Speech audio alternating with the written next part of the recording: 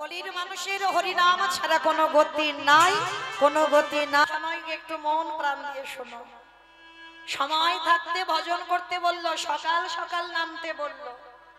যেমন কুড়ি ফুলে বাবা সেবা হবে না, আবার বাসি ফুলেও সেবা ভজন হবে না। কুড়ি ফুল সম আমাদের বাল্যকাল। এই ছোট ছোট বাচ্চারা বাবা কীর্তন শুনতে বসে, ঠিক বাবা মার সাথে এসেছে, বসতে হয়, বসেছে। তারা কি কিছু বোঝে বাবা?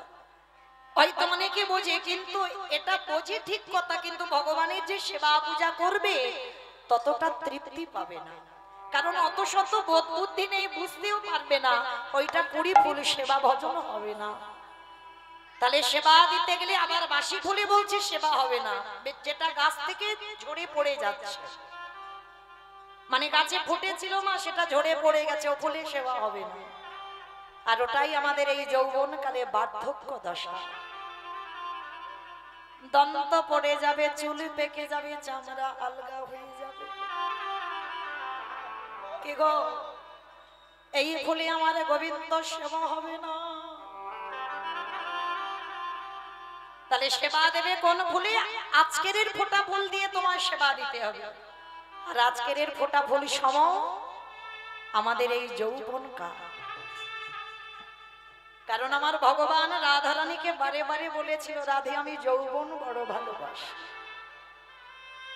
অমাইরা যৌবন মানে কোনটাকে বোঝালো?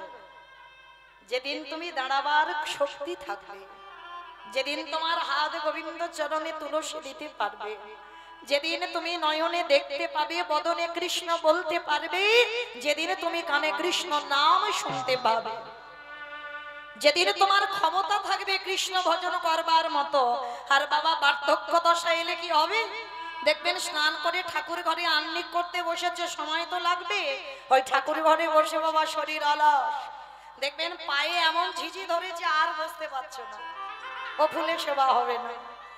আবার আহ্নিক করতে বসেছো, কখন ঘুমে ঢলে পড়ে যাচ্ছ, ফুলে সেবা হবে না। তাহলে সেবা দাও যৌবনকালে, যখন তোমার বল শক্তি থাকবে, ক্ষমতা থাকবে। যার জন্য তো গোবিন্দ আমার যেদিন বৃন্দাবন থেকে মথুরাই চলে গেল, রাধারানী ললিতাকে ডেকে বলেছিল, শৈরে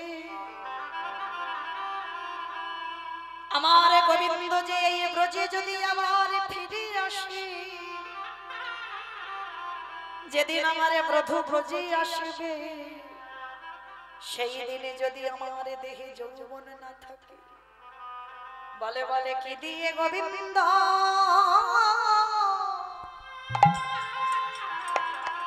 আমি সেবা দিব? আমার যৌবন যদি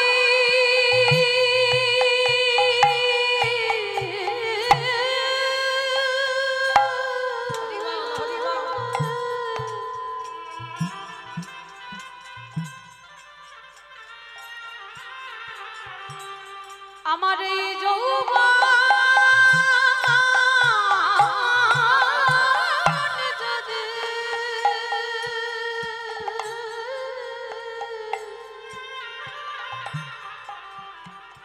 যদি যদি ফুরায়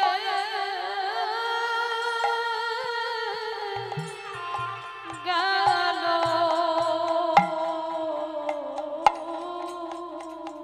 একবার ওরে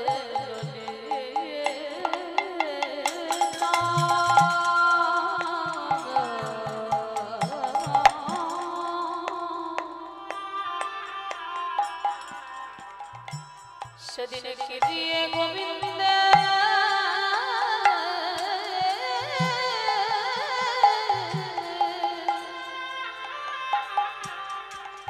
সেবা আসলে তাহলে আমার সময় থাকতে থাকতে ভজনে নামতে হবে। তাই সকাল সকাল আমরা যখন সবাই একত্রিত হয়েছি, চলো তো আজকে আমরা সবাই একটুখানি হলেও বাবা যেতে হবে শ্রীধাম নদিয়া নবদ্বীপ ধাম। কারণ নদিয়াতে গিয়ে আগে আমার দুটো ছেলেকে তো ডাকতেই হবে। তবে আমার ছেলে নয়, আমাদের ছেলে। এক হলো আমার নিতাই চাঁদ, এক হলো আমার গৌর চাঁদ। আর এই দুটো ছেলেকে বাদ দিয়ে তো কীর্তন হবে না। সংকীর্তন পিতা শ্রীকৃষ্ণ চৈতন্য, সংকীর্তন যজ্ঞে তারে যেই ভজে সেই বড় ধন্য। তাহলে মায়েরা চলেন, আজকের আমরা একটুখানির জন্য কি যাবেন তো সবাই নদিয়ায় যাবেন? হাইজা সবাই যদি চলে যাও তাহলে কীর্তন হবে কাকে নিয়ে? কেউ যাব না, কারণ এই রাত্রিবেলা বাবা যদি নবদ্বীপে যেতে চাও এক্ষুনি তোমার ছেলে বৌমার কাছ থেকে অনুমতি নিতে হবে, স্বামীর কাছ থেকে অর্ডার নিতে হবে, তবে তুমি যেতে পারবে। কিন্তু একজনকে বাবা কোনো কৈফিয়ত বা কোনো অনুমতি নিতে হয় না। বলো তো সে কে? মন। মন হচ্ছে স্বাধীন, কারণ একে বাবা কাউকে বলতে হবে না যে হ্যাঁ আমি নবদ্বীপ যাব। আর এ বাবা সব থেকে দ্রুত, যত বাবা তুমি ফ্লাইটে যাও না কেন, যত তাড়াতাড়ি হোক না কেন, মনের থেকে তাড়াতাড়ি যেতে পারবে না। এক্ষুনি চোখ দুটো বন্ধ করে বলো যে একটু সুরধ্বনি গঙ্গায়, এই দামোদর ব্রত তো শেষ, আর আমাদের 2 দিন হাতে রইল। তাহলে এই যে দামোদর ব্রতের শেষের সময় একটু গঙ্গা স্নানটা করে আসি। একটু চোখটা বন্ধ করে মনে মনে করো, মন চলে যাবে সুরধ্বনি গঙ্গা। আর মন চোখটা বন্ধ করে একটু মনে করো একবার বাঁকে বিহারী লালকে দেখবো, উত্তরপ্রদেশ বৃন্দাবন, সোজা মন চলে যাবে সেখানে। তাহলে মন দ্রুত, তাহলে থাক দেহগুলো সব ছেলে পুলে মানুষ করুক, দেহগুলো সব সংসারে থাক, কিন্তু মনটা যেন সংসারে হাবুডুবু না খায়। এই দিকটাই খেয়াল রাখতে হবে বাবা, খুব খেয়াল রাখতে হবে। দেহটা থাকবে সংসারে, মনটা সংসারে দিলে হবে না। কারণ আমরা সবাই বাবা সংসার করছি না, সং সেজেছি, সার কেউ করি না। এখানে এতজন ভক্ত যারা যারা আমরা সংসার করছি না, সব সং সেজে আছি, সারের কিছু বুঝিনি। কি মা বুঝেছো? সার সার তো তখনই হবে কখন জানো? ওই ঢেকি ঢেকি দেখেছো তো? ঢেকি যারা ঢেকি দেখেছো বাবা, ওই যে চাল কোটাতে যাই না, এখন আর ঢেকি ঢেকি নেই, এখন তো সব মেশিন হয়েছে, মিক্সচার মেশিনে ঘরেইতে হয়ে যায়। তো তখনকার দিনে মায়েরা সংসারের কাজ সেরে সব ঢেকিতে চাল কুটাতে যেত। আর ওই ঢেকি যারা দেখেছো দেখবে 2 জন পাত দেয়, পাত দেয় না, আর একজন ঢেকির গড়ের কাছে বসে ওই চালটাকে একবার করে পাত খাইয়ে দেয়। কারণ এক জায়গা বারবার ঢেকিটা পড়লে তো হবে না, একবার করে ঘুরিয়ে দিতে হবে। তো সংসারী মা সংসারের কর্ম সেরে বাবা ঢেকিতে চাল কুটাচ্ছে। এমন সময় স্বামী এসে বলছে, হ্যাঁ গো গিন্নি, তুমি তো সংসারের কাজ করছো, হ্যাঁ গো তুমি কি জানো আমাকে অফিসে যেতে হবে, রান্না বান্না হয়েছে তো? বলে স্বামী টেবিলে রাখা আছে, তুমি আজকে একটু বেড়ে খেয়ে নাও। আবার একটুখানি পরে ছেলে এসে বলছে, আমা স্কুলে যাব তো, জামা কাপড় কই? বলছে বাবা ওই আল্লাতে রেখে দিয়েছি, গুছানো আছে, তুই আজকে একটু পরে চলে যা। আজকে এতগুলো কথা বলছে, বলো তো মনটা কোথায় আছে? মন কিন্তু একবারও ছেলের দিকে যায়নি, মন কিন্তু স্বামীর দিকে যায়নি। চোখটা আছে ঠিক কথা, কিন্তু মনটা রেখেছে ঢেকির গড়ে। কেন? একবার যদি ছেলের দিকে মন চলে যায়, একবার যদি স্বামীর দিকে মন চলে যায়, ঢেকিটা হাতে পড়বে, আর হাতে পড়লে একেবারে নিতাই গৌর হরি হরি। তাহলে সংসারে যারা করছো দেহগুলো রেখে দাও স্বামী ছেলে বুলের কাছে, কিন্তু কখনো যেন মন স্বামীকে দিয়ে দিও না, মন ছেলে সংসারে দিও না। মনটা রেখে দিতে হবে আমার ঢেকির গড় সমান আমার গোবিন্দের রাতুল চরণ। আর যারা ঢেকির গড়ের মতো গোবিন্দ চরণে মন রেখে সংসার করে, তাদেরই অচিরে কৃষ্ণ প্রাপ্তি হয় গো। একবার মনে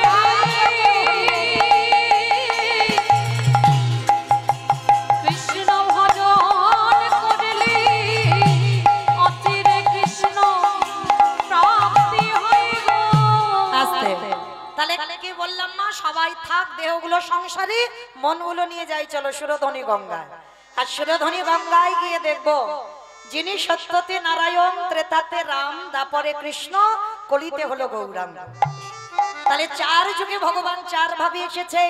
আর যেদিনই এসেছে নদিয়ায় অবস্থাটা কেমন ছিল জানো? আজ নদী গা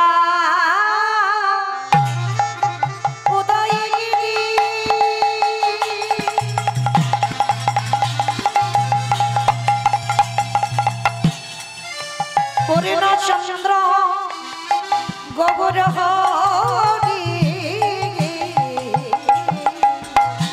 ওই নদীর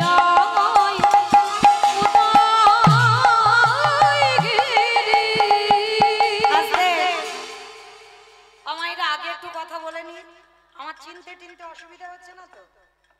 সবাই চিনতে পারছো? তাহলে প্রথমে বলে নিয়েছি আমি কিন্তু কীর্তনিয়া নয়, আপনাদের একজন কাছের মানুষ। কেমন? তাহলে ভাববেন আমি কীর্তনিয়া।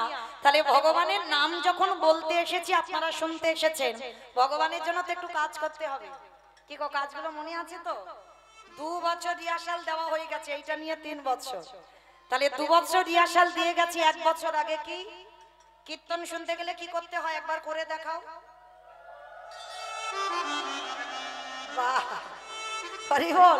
এই না হলে ভক্ত কই, একটু দাও উলুধ্বনি প্রেম সে। আজ নদী গা উদয় গিরি আমার গোড়ালি গুনা গুনা গুনা গোড়ালি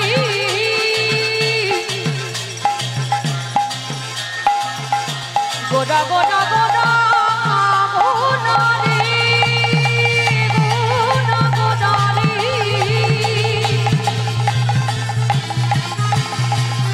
ওই নদী আর জানি গোড়া আমার আমার রানী ও নিতাই গৌর হরি আজি নদিয়া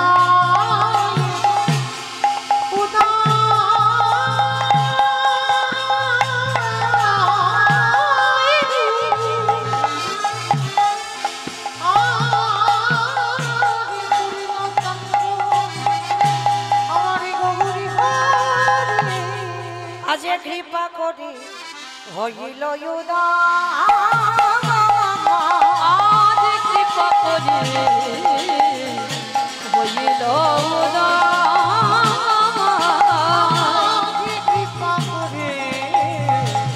হইল ওই না সোনার নদিয়ায় প্রভু উদয় হল। সোনার নদী আপনি গৌরদাই হল ওই না রাধি দয়া কথা বলে। আজ নদী আপনি উদয় হল ওই না কলির জীবী উদ্ধার। আজ নদী আপনি উদয় হল কবি কৃষ্ণ প্রেম প্রচারী। আজ নদী আপনি উদয় হল ওই কলির জীবী উদ্ধারী। আজ নদী আপনি উদয় হরি বল, হরি বল। নদী আপনি উদয় হল নদী আপনি উদয় হল নদী আপনি উদয় হল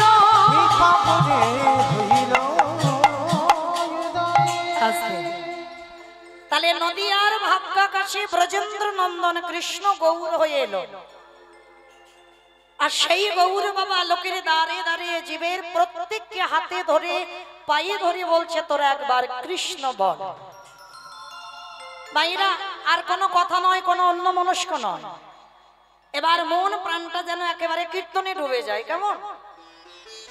তাহলে ভগবান যিনি বিশ্বের স্রষ্টা মালিক, যাকে দেখতে পাচ্ছে সে ছোট বড় বিচার করছে না, সবার হাতে ধরে বলছে তোরা একবার কৃষ্ণ বল, তোরা একবার হরি বল। কিন্তু সবাইকে বলছে, কিন্তু নিজের মাকে বাবা একবারের জন্য বলেনি মা তুমি একবার কৃষ্ণ নাম করো। দাদা নিতাই চাঁদ ডাক দিয়েছে, ভাই তুই তো সবাইকে বলছিস কৃষ্ণ নাম করো, হরি নাম করো, কিন্তু কই আমাদের মাকে তো কোনো দিনের জন্য বলিস না যে মা তুমি একবার কৃষ্ণ ভজন করো, একবার কৃষ্ণ সাধনা করো। কেন বলিস না ভাই?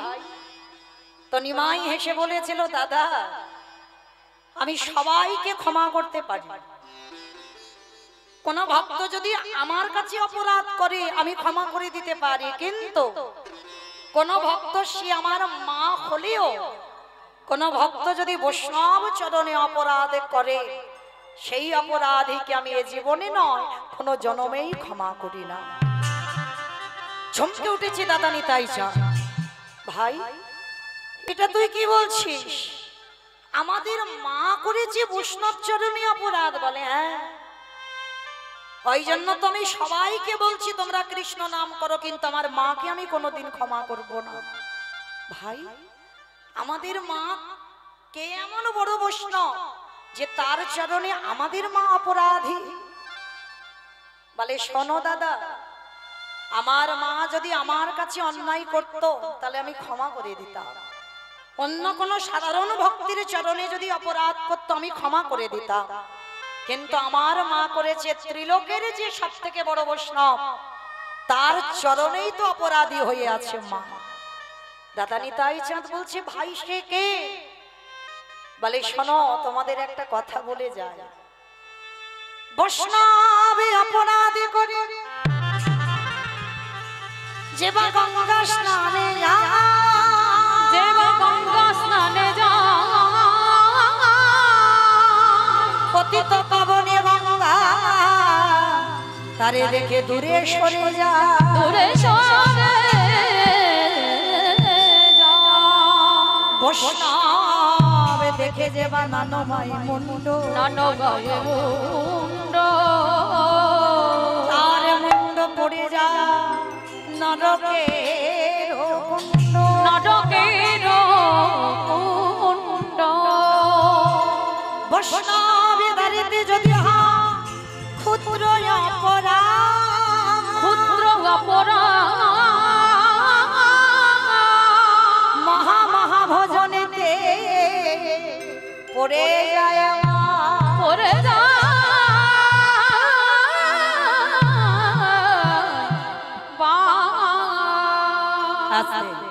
তাহলে বৈষ্ণব চরণে যদি কেউ অপরাধ করে, মায়েরা সবার চরণ ধরে বলে যায় একটু সাবধানে থেকো বৈষ্ণব দেখে। কেন? অনেক অনেক ভক্তরা আছে বাবা, নিজেরা আচরণ করবে না কিন্তু বৈষ্ণবদের পিছনে কাঠি দিতে ছাড়বে না, তাদের পিছনে খুদ ধরতে ছাড়বে না। এখন তো বাবা মা মরে গেলে ওই 15টা দিন হবিষণ্য পেতে পারে না, কিন্তু আমাদের মতো বহু ভক্তরা তারা একটা মাস একবার করে ওই হবিষণ্য পেয়ে আছে, কিন্তু তারা নিজেরা পারবে না, কিন্তু তাদের পেছনে খুদ ধরতে ছাড়বে না। তো ভগবান নিজেই বলছে দাদা নিতাই চাঁদকে, দাদা আমি সবাইকে ক্ষমা করি, কিন্তু বৈষ্ণব চরণে যে অপরাধ করে তাকে আমি জীবনেও ক্ষমা করি না। বলে ভাই আমাদের মা সে অন্য কেউ হলে মানা যেত, আমাদের মা এমন কি তোর মা, তাহলে ত্রিলোকের বড় বৈষ্ণব সে কে? বলে ত্রিলোকের বড় বৈষ্ণব তো একজন, তিনি হলেন বাবা ভোলানাথ। ভগবান আখ্যা দিয়েছেন ত্রিলোকের বড় বৈষ্ণব হচ্ছে বাবা ভোলানাথ, আর সেই ভোলানাথ তো কলিযুগে এসেছে বাবা অদ্বৈত আচার্য গোসাই, আর সেই অদ্বৈত আচার্য গোসাইয়ের চরণে সচিমা মানে ভগবানের মা অপরাধী। কি অপরাধ করেছিল জানো? সামান্য একটা অপরাধ, যা আপনারা কল্পনা করতে পারবেন না যে এইটুকুর জন্য আজকের এত বড় অপরাধ।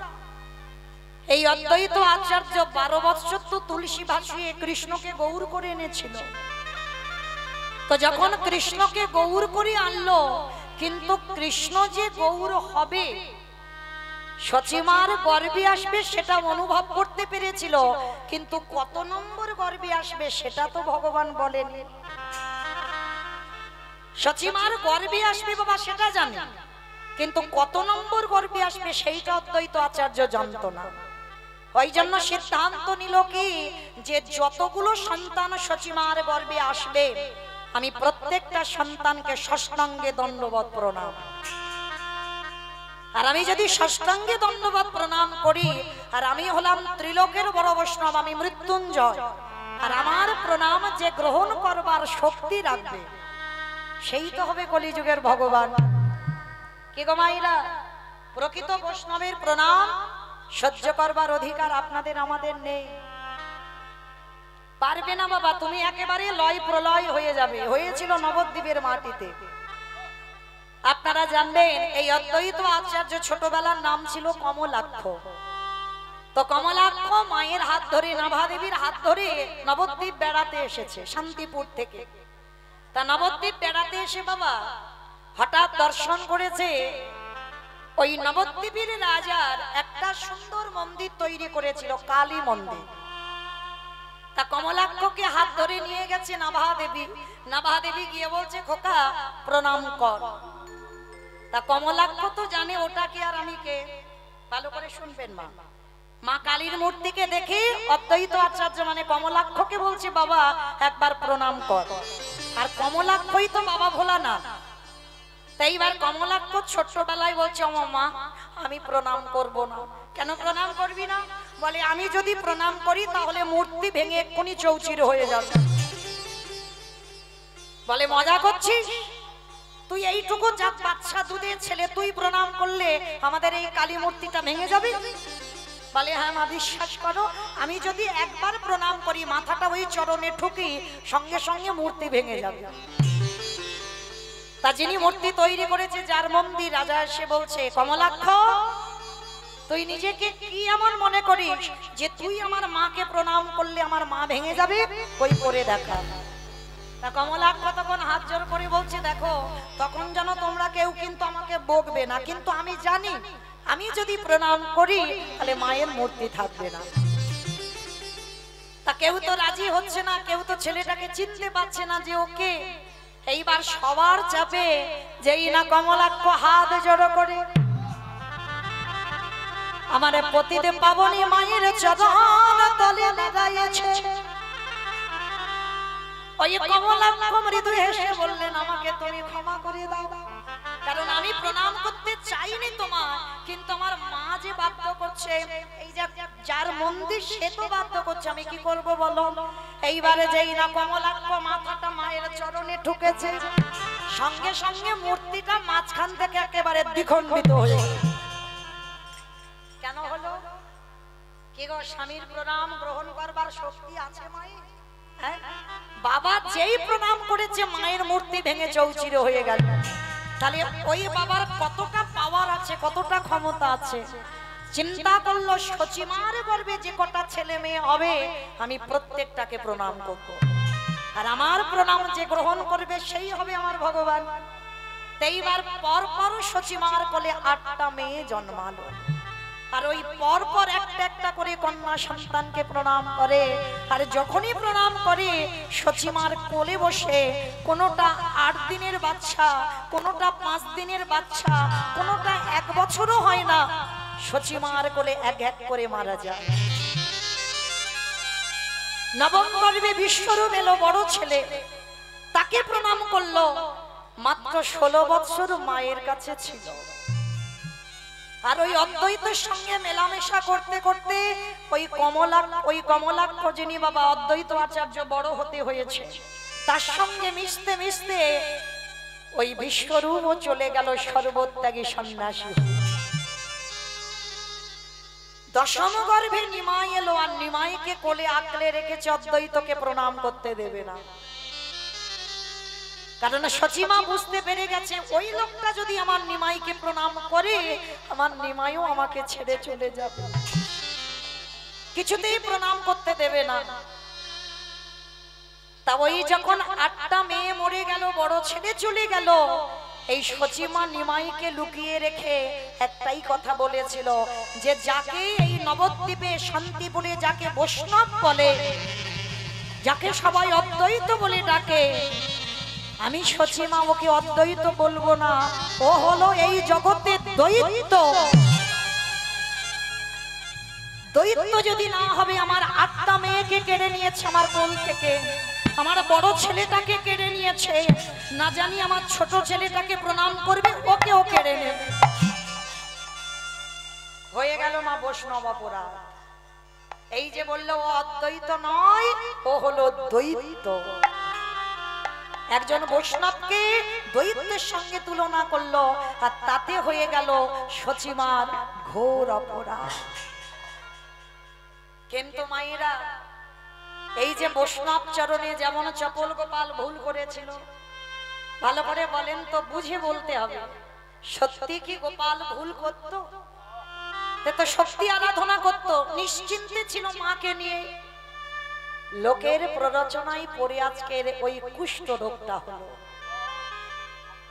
নবদ্বীপ থেকে যদি বাবা ওই তর্কলঙ্কা বাচস্পতি এসে কানে না ওই যে ফুসমন্ত্রটা না দিত, তাহলে কি গোপাল যেত শ্রীবাসের ঘরে ছাগলের মুন্ডুটা ঝোলাতে? তাহলে এর দ্বারা শাস্ত্র বুঝিয়ে গেল বাবা, সঙ্গ যদি করতে হয় সতের সঙ্গ করো। সঙ্গ যদি করতে হয় একজন ভক্ত সঙ্গ করো। কারণ মনে রাখতে হবে বাবা, সঙ্গের জন্য অনেক কিছু নষ্ট হয়ে যাবে। তোমার ভজন সাধন তুমি যদি ঠিক ঠিক সঙ্গ না পাও, তোমার ভজন সাধনও মাটিতে মিশে যাবে। গিয়েছিল না বাবা, এখানে যারা শাস্ত্রজ্ঞানী, যারা তত্ত্বজ্ঞানী, 12 জন বৈষ্ণবের মধ্যে 10 নম্বরের বৈষ্ণব ছিল মহাভারতে পিতামহ ভীষ্ম। 12 জন মহাজনের মধ্যে তিনি একজন ছিল বৈষ্ণব, পরম বৈষ্ণব। আর সেই পরম বৈষ্ণবের দুর্গতিটা কি হলো? একটা দুটো দিন নয়, 58 দিন ওই সরসজ্জায় শয়নে ছিল। শুধু সরসজ্জায় শয়ন করলো না, একটা একটা তীর গেঁথেছে বাবা। প্রত্যেকটা তীরের আগা থেকে রক্তবিন্দু ঝরে ঝরে মাটিতে পড়ছে। কেন পড়ছিল? সঙ্গটা ভুল ছিল। যে বৈষ্ণব হবে তার এই রকম দুর্দশা হবে কেন? সঙ্গটা ভুল ছিল। কোনদিন সতের সঙ্গ করলো না, অসতের সঙ্গ করলো। আর অসতের সঙ্গ করতে করতে ওই ভীষ্মের শরীরে যত রক্তবিন্দু ছিল, প্রত্যেকটা রক্তবিন্দু অসতে পরিণত হয়ে গেল। জানো মায়েরা, এই ভীষ্ম যখন সরসজ্জায় ছিল, এই সরসজ্জায় থাকাকালীন ভীষ্মের সর্ব অঙ্গে তীর গাঁথা ছিল, অর্জুন মেরেছিল সর্ব অঙ্গে তীর, কিন্তু মাথাটাই বাবা কোনো তীর গাঁথা ছিল না। দেখবেন যারা মহাভারতে ছবি টবি দেখেন, যারা পড়েন তো খুব ভালো, আর যারা ছবি দেখেন দেখবেন ভীষ্মের মাথাতে কোনো তীর গাঁথা ছিল না। কেন? ভীষ্ম একজন বৈষ্ণব হয়ে জগৎকে শিখিয়ে দিল, ওরে জগৎ, বড় যদি হতে চাও সবার আগে মাথাটাকে নিচু করতে, আর যতদিন না তুমি মাথা নিচু করতে জানো ততদিন তুমি কোনোদিন কারোর কাছে বড় হতে পারবে না। মাথাটা ভীষ্মেরই নিচু হয়েছিল। এইবার অসহ্য যন্ত্রণা, মানে এত শরীরে জ্বালা যন্ত্রণা হচ্ছে, পঞ্চ পাণ্ডব এসে বলছে, দাদু তুমি এবার মরে যাও, তুমি এবার মরে যাও, কারণ আমরা তোমার এই কষ্টটা দেখতে পাচ্ছি না। কারণ তোমার এই যে অঙ্গ থেকে রক্তগুলো মাটিতে পড়ছে, এর যে কত কষ্ট, এত যন্ত্রণা, আমরা 5 ভাই বলছি দাদু তুমি এবার মরে যাও। কারণ বাবা ভীষ্মের তো ইচ্ছা মৃত্যু ছিল, মনে করলে মরবে, আর মনে যদি না করেছে মৃত্যু হবে না। ভীষ্মের কথাগুলো শুনে যখন পাণ্ডবরা বলছে, দাদু তুমি এত কষ্ট পাচ্ছ, তুমি কি মরে যেতে পারছো না? কি বাবা, আপনার সংসারী মানুষ, যখন কোনো ব্যক্তি অসুস্থ হয়, কোনো ব্যক্তি যখন খুব কষ্ট পায়, বয়স হয়ে গেছে কিন্তু মরছে না, আমরা সাধারণ মানুষ ভগবানের কাছে প্রার্থনা করি না ভগবান মানুষটা যেন মরে যায়, কারণ এই কষ্টটা দেখা যায় না। তা সবাই বলছে দাদু তুমি এবার মরে যাও না। ভীষ্ম শয়ন করিয়াছে সরসজ্জায়, চোখের দুটো কোণ দিয়ে বাবা একটু একটু করে জল পড়ছে মাটিতে। দাদু তুমি কাঁদছো, কি হয়েছে দাদু তোমার? শোন বাবা, আমি চলে তো যাব, কিন্তু আজকের আমি তোদের কি করে রাজ্য চালাতে হয় একটু শিখিয়ে দিয়ে যাই। কিন্তু দাদু তুমি তো কদিন ধরে আমাদের শেখাচ্ছ, কিন্তু তোমার কষ্ট হচ্ছে কথা বলতে, তুমি এবার মরে যাও না দাদু, এবার মরে যাও। ভীষ্ম বলছে যাবো তো আমি মরে, কিন্তু আমি মরেও যে শান্তি পাবো না রে। কেন তুমি মরে শান্তি পাবে না? পাবো কি করে? আমি যে একজনের চরণের বড় অপরাধ করে রেখেছি, ও দাদা সে কি? একবার বলো, আমরা তাকে নিয়ে আসবো। কার কাছে তুমি অপরাধী? সে না এলে আমি মরতে পারবো না। সে কে তুমি বলো, তার নামটা? দ্রৌপদী। যাও একবার দ্রৌপদীকে আমার কাছে নিয়ে এসো। আমি জানি ও যদি একবার আমার নামটা শুনে আমাকে ঘৃণা করবে, কিন্তু দ্রৌপদী যতদিন না আমাকে ক্ষমা করবে আমি তো মরে শান্তি পাবো না। তৃতীয় পাণ্ডব অর্জুন বলছে, দাদু তাহলে তুমি একটু দাঁড়াও, আমি একটু যাই দ্রৌপদীকে ডেকে আনি। অর্জুন ছুটে গেছে দ্রৌপদীর কাছে। দ্রৌপদী, দ্রৌপদী, ও দ্রৌপদী, একটা কথা বলবো, শোনো না। কোন মানুষ যখন মৃত্যু শয্যায় পড়ে, কোন মানুষ যখন মৃত্যু শয্যায় যন্ত্রণা পায়, ওই মৃত্যুমুখী মৃত্যু যাত্রী মানুষের মনের আশা পূর্ণ করতে হয়।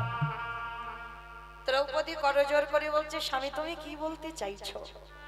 দ্রৌপদী, একবার একবার তুমি আমার দাদুর কাছে চলো। যাব না।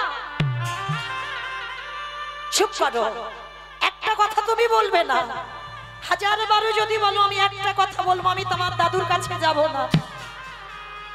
দ্রৌপদী, যা হয়েছে তোমার সঙ্গে তুমি ভুলে যাও।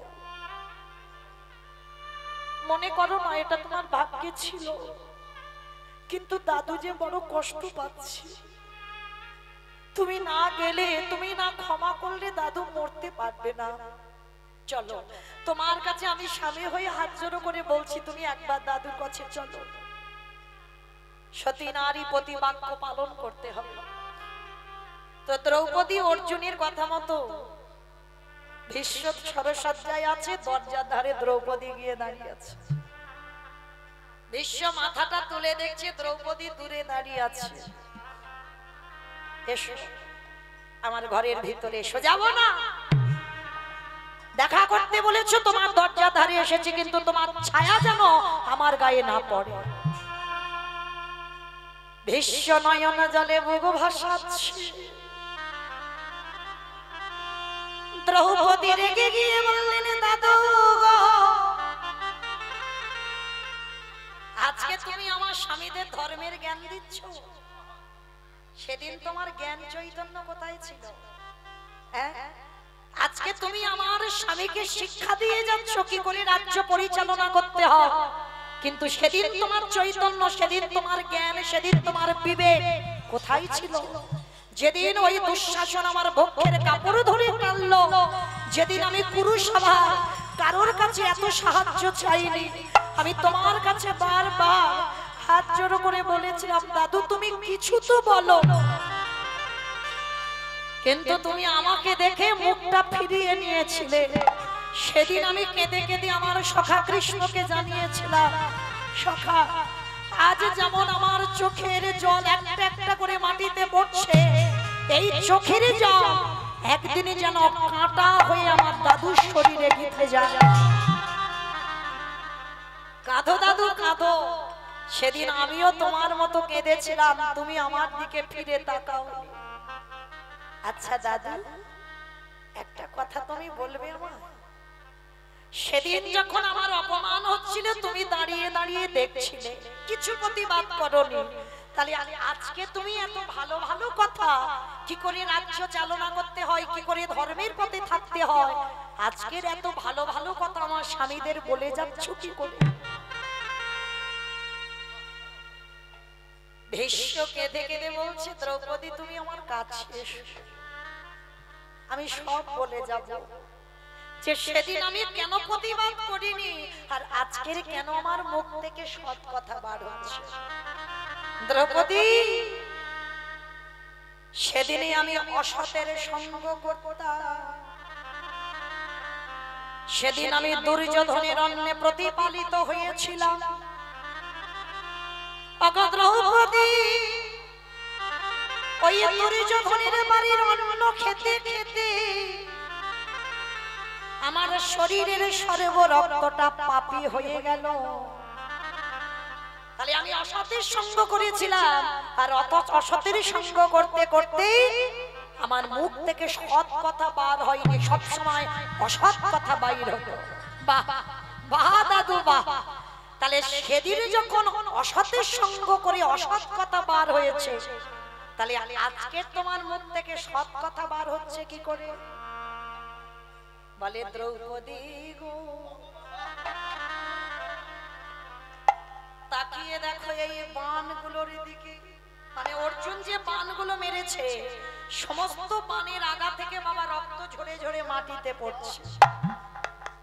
জানো দ্রৌপদী, এতদিন ভোর ওই 58টা দিন আমি যে সরসজ্জায়, এতদিন ভোর আমার শরীর থেকে যত রক্ত বার হয়েছে সব তো অসতের রক্ত।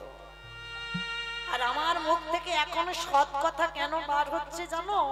এখন আমার মধ্যে যতটুকু রক্ত আছে শরীরে, এইটুকু হচ্ছে সতের রক্ত। আর সতের রক্ত আছে বলে আমার মুখ থেকে সৎ কথাগুলো বার হচ্ছে। দ্রৌপদী, তুমি আমায় ক্ষমা করে দাও। আর তুমি না ক্ষমা করলে আমি তো মরেও শান্তি পাবো না। তুমি অন্তত আমার কথা বোঝো। সেদিন আমি অসতের সঙ্গ করি, আমার ওই দুর্গতি হলো।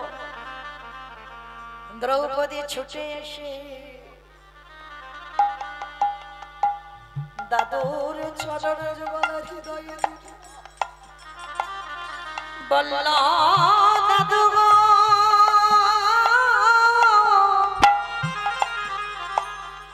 আমি তোমায় ক্ষমা করে দিলাম, এইবার তো মরে যাও। বলে মরবো তো বটে, কিন্তু আমি যার জন্য অপেক্ষা করছি সে তো এখন এলো না। আমি যে মরবো, আমি যার জন্য অপেক্ষা করছি সে তো এখনো এলো না, আমি মরবো কি করে? ও দাদু, আবার কাকে তুমি চাইছো? ওদিকে দেওয়ালের আড়ালে দাঁড়িয়ে দাঁড়িয়ে হাসছে ভগবান। কারণ ভীষ্মে যাওয়ার সময় হয়েছে, ভগবান আড়ালে দাঁড়িয়ে আছে। ভীষ্ম মাথাটা তুলে অনুভব করতে পেরেছে কৃষ্ণ এসেছে। বাবা, যারা প্রকৃত ভক্ত চরণ ধরেছো, গুরু চরণ ধরেছো, তোমার আশেপাশে যে ভগবান আসবে সেই সৌভাগ্য অর্জন করিনি যে সাক্ষাতে ভগবান দেখবো। ভগবান ছলনা করে ছদ্মবেশে আসবে। যদি তুমি ভক্ত হয়েছ, তুমি অনুভব করতে পারবে আমার আশেপাশে কেউ না কেউ আছে। ভীষ্ম বুঝতে পেরেছে দরজার আড়ালে কৃষ্ণ দাঁড়িয়ে আছে। কৃষ্ণ রে, আমার দরজা তো খোলাই আছে, আমার দরজা খোলা আছে, তুই বাইরে আছিস কেন? আমার ঘরের ভেতরে আয়। ভগবান নয়ন ইঙ্গিত করে বলল, ভীষ্ম দে, আমি তো সবার দরজাতে দাঁড়িয়ে থাকি। বাবা, কোন দরজা? ওই যে ইট বালি সিমেন্টে গাঁথা ঘর আর শাল কাঠের যে লোহার দরজা না, এই রক্ত মাংসে দেহে গড়া ঘর। এই ঘরে আমার আত্মা রূপী ভগবান সবার ঘরে দাঁড়ায় আছে। সবার ঘরে তো যাবে, যদি ডাকার মতো কেউ ডাকতে পারে আমারে ভগবানকে থাকতে পারে। যে জন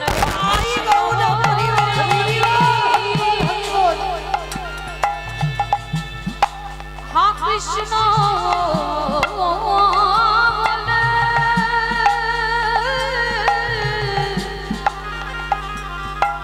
কৃষ্ণ তোমার হলো বলে ডাকার মতো ডাকতে পারে, সে যে নয় সে কি থাকিতে পারে। এতদিনে তুমি ডেকেছো বটে, কিন্তু তোমার ডাক সঠিক হয় না। তবে আজ যখন তোমার যাবার সময় হয়েছে, আজ আমি এসেছি তোমার দরজায়। ভীষ্ম বলল, কৃষ্ণ কেন? তুই তো প্রতিজ্ঞা করেছিলি যেদিন আমার নিদানের সময় হবে সেই দিন আমার দরজায় দাঁড়াবে। ও মায়েরা, সবাইকে বলে যায় ভগবানকে যখন ভজন করবে ভগবানকে একটাই কথা বলো, যখন তুমি এ সময় আমার কাছে আসছো না মেনে নিলাম, কিন্তু যেদিন আমার নিদানের সময় হবে সেদিন কথা দিয়ে যা আমার দরজার ধারে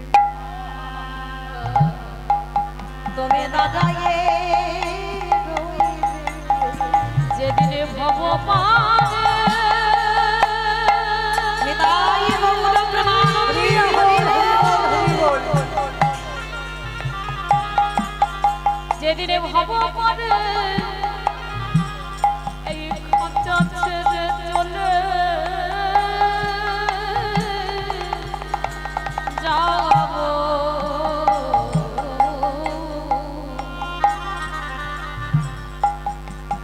সেদিন আমার দরজা তোমার দর্শন দিও।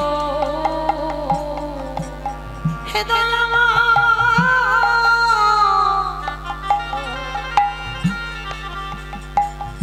যোগে গানে যারে যোগে পায় না জানে জগে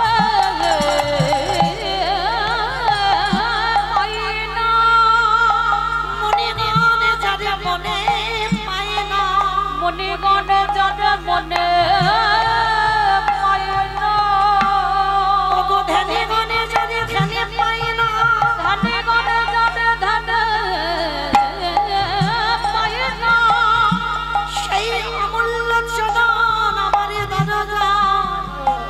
হে দয়াময় আজ তোমার রূপ দর্শন করতে করতে আমার এই পাখিটা যখন তোমার থেকে চলে যাবে প্রভু, একেবারে তুমি যুগল হয়ে হয়ে দাঁড়াও দেখি। নিতাই গৌর হরি বল। এই খঞ্চা ছেড়ে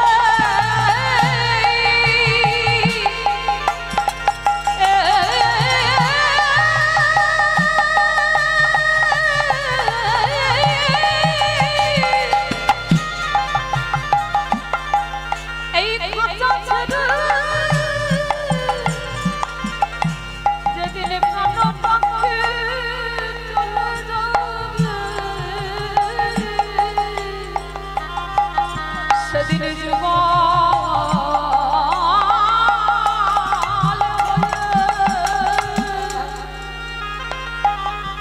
হয়ে দাঁড়াবে দেখি। আস্তে ভগবান এসে বলছে ভীষ্ম বলো তুমি আমাকে কোন রূপে দেখতে চাও। এই জায়গাটা বাবা খুব ভালো করে শুনবেন। বিশ্বের সামনে ভগবান কৃষ্ণ দাঁড়িয়েছে, বলছে বলো তুমি আমাকে কোন রূপে দেখতে চাও। আমি বৃন্দাবনের কৃষ্ণ হব, না মথুরার কৃষ্ণ হব, না দ্বারকার কৃষ্ণ হব, বলো তুমি কোন রূপে আমায় দেখতে চাও।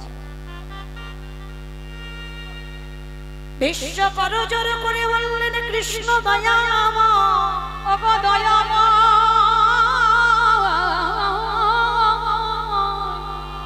আমি বৃন্দাবনের কৃষ্ণ চাই না, আমি মথুরার কৃষ্ণ চাই না, আমি দ্বারকার কৃষ্ণ চাই না। ওমা, সব থেকে আমার রূপ যদি দেখতে চাও তাহলে বৃন্দাবনের কৃষ্ণ রূপে দেখতে চাই সবাই। আর তুমি আমাকে বলছো তুমি তিনটি রূপে দেখতে চাও না, কেন তুমি তাহলে কোন রূপে দেখবে? হে দয়াময় রূপ যদি দেখাতে হয় ওই অর্জুনের রথের সামনে যে তুমি স্বাগতী হয়ে দাঁড়িয়েছো, তুমি আমাকে সেই রূপ দেখো। কেন জানো হে দয়াময় প্রতিটা রূপে দেখেছি ভক্ত তোমার চরণে বসি,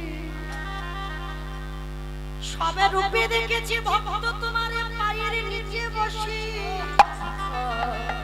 কিন্তু কুরুক্ষেত্রের মাঠে আমি নিজে চোখে দেখলাম তুমি ভক্তের চরণ তলে নিচে দাঁড়িয়ে আছো, তাহলে আমি তো জেনে গেলাম হৃদয় আমার তোমার মতো ভক্তির ভগবান আরে কেহ না। তুমি যে ভক্ত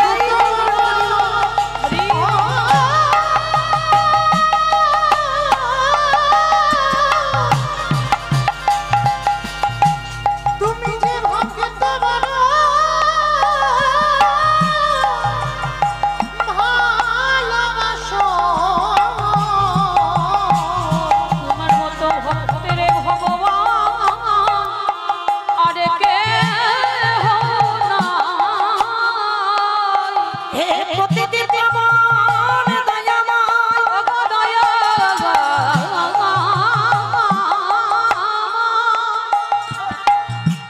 তুমি যে ভক্ত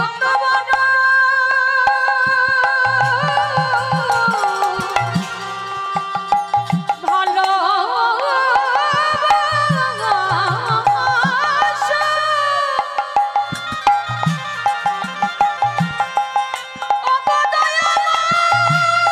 নিতাই গৌরবন্দে হরি।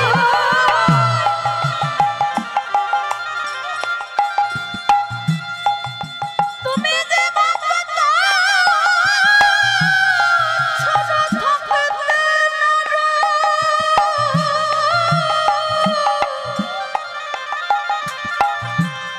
তোমার মতো ভক্ত সাধু প্রভু দেখে নাইবা,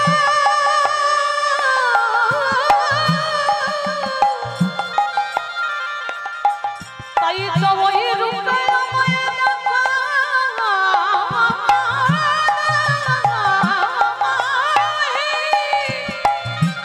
ওগো দয়াময়।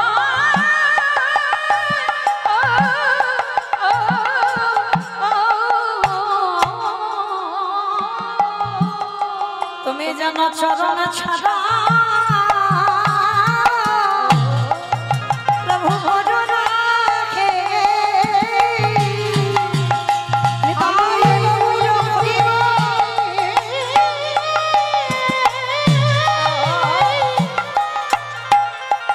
আমি বিনতি জানাই রাখিলাম, আমায় ছাড়ো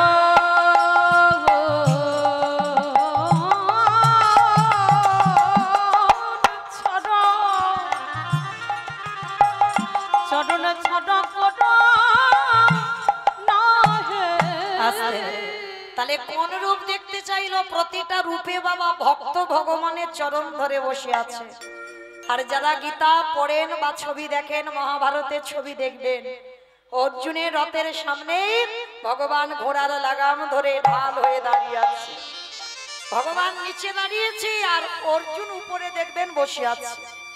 ভগবানের মাথায় কোনো ছাতা নেই, কিন্তু অর্জুনের মাথায় ছাতা আছে। ওই কুরুক্ষেত্রের মাঠে ভগবান ওই রণাঙ্গনে দেখিয়েছে, আমি ভক্তের সামনে যদি কেউ আমায় ভালোবাসার মতো বাসে, আমি তার সামনে ঢাল হয়ে দাঁড়িয়ে যাই। যত বিপদ আমি নিজে সহ্য করি, আমার ভক্ত যেন ভালো থাকে। তবে ভালোবাসার মতো তো বাঁচতে হবে, হ্যাঁ? তাকে ডাকার মতো তো ডাকতে হবে, তবেই তো ভগবান তোমার সামনে ঢাল হয়ে দাঁড়াবে। ভগবান কোনো জাত বিচার করে না, কোনো ভেদাভেদ করে না। এই যে মানুষ বাবা জাতের ভেদাভেদ করে, ভগবান কি করে? ভগবান দেখেন মলয় চাঁদ কাজীকে উদ্ধার করেনি, যে প্রথমে বাবা একেবারে ভালো মানুষ ছিল না, হিন্দুদের হরিনামের খোল করতাল ভেঙে দিত, কিন্তু সেই কাজীকে শেষের দিনে বাবা মহাপ্রভু নিজের হাতে কবর দিয়েছিল। নিজের হাতে ওই বামন পুকুরে, যারা মায়াপুরে যাবেন, মায়াপুরে ঢুকতে আগে স্টপেজে যে নামটা হচ্ছে বামন পুকুর, ওই বামন পুকুরে কাজীকে কবর দিয়েছে মহাপ্রভু নিজের হাতে। আর কাজীর একটা আক্ষেপ ছিল, আমার গায়ে আমার কবরের উপরে কেউ ফুল দেবে না।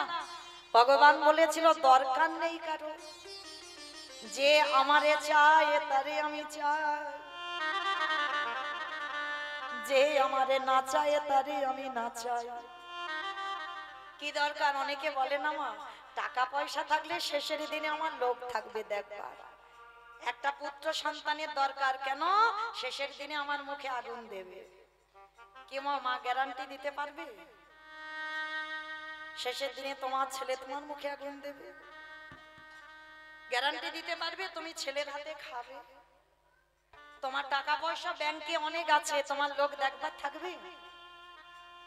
যদি হতো তাহলে অগ্রদ্বীপের মাটিতে গোবিন্দ ঘোষের ওই দুর্দশা হতো না। স্ত্রী সৌদামিনী হলো, তাকে কেড়ে নিল, পুত্র গোপীনাথ এলো, তাকেও কেড়ে নিল, শেষে একাই থাকতে হলো গোবিন্দ ঘোষকে। তার টাকা ছিল না, স্ত্রী ছিল না, সন্তান ছিল না, কেউ ছিল না, এমন ভজন করলো শেষের দিনে গোপীনাথ পুত্র হয়ে বাবাকে সেবা করলো।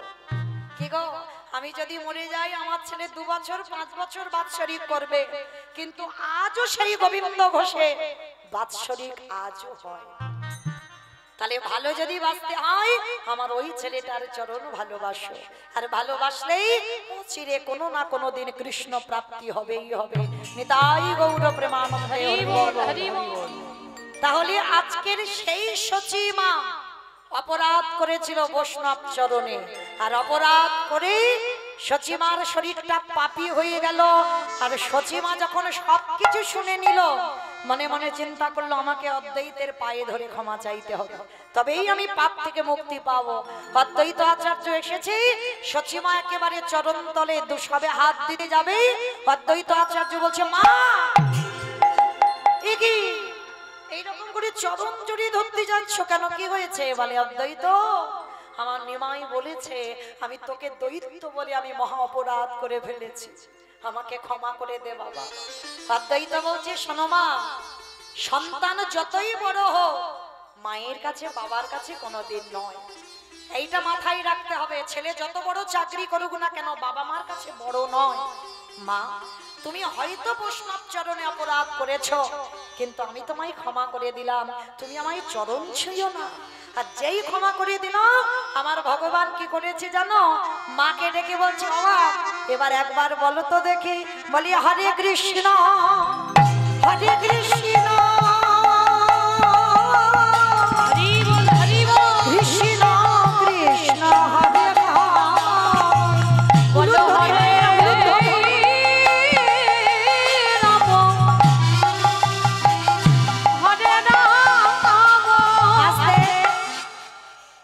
সন্ধ্যেবেলা তো এলাম, সবার তো নাম ভজন ঠিক ঠিক হয়নি, ওই তোলো তো দেখি একবার হাত। সবাই যত আমার দাদা ভাই বাবা ঠাকুর ভাইরা আছেন সবার চরণ ধরে বলছি সবাই একটু উলুধ্বনি দাও। বলি হরে কৃষ্ণ হরে কৃষ্ণ কৃষ্ণ কৃষ্ণ হরে হরে। বলি গায়ে গোজা জীবের তরে, বলে গায়ে গোড়া জীবের তরে, গায়ে গোড়া জীবের তরে। শ্রীনন্দের নন্দন শ্রী মধুসূদন, শ্রীনন্দের নন্দন শ্রী মধুসূদন, আজ মুরলী বাজায় নিকেতনে, গায়ে গোড়া জীবের তরে, গায়ে গোড়া জীবের তরে। সেই চৈতন্য মহাপ্রভু নবদ্বীপে এলো, আর নবদ্বীপে এসে কি করলো জানো? কেহ বলে পুরবেতে রাবণ বধিলা, কেহ বলে পুরবেতে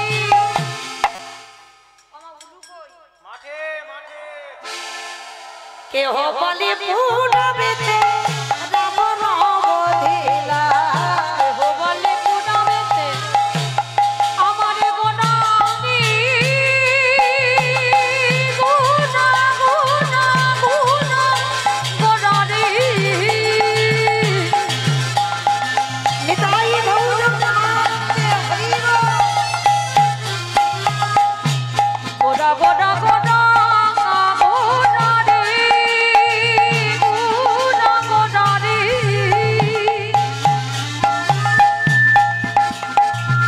আমার